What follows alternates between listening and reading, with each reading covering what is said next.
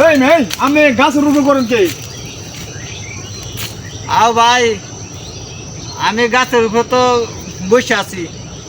গাছের রূপে বই রয়েছেন, হ্যাঁ এনে কাম করে কারা? হ্যাঁ এই যে গাড়িতে খাড়া রয়েছে, হ্যাঁ গাড়ি খাড়া রয়েছে, গাছ কাটা শেষ হবো, পরে মনে করো সব গাড়ি বইরা লুট দেয় না যাবো গা সমেলো।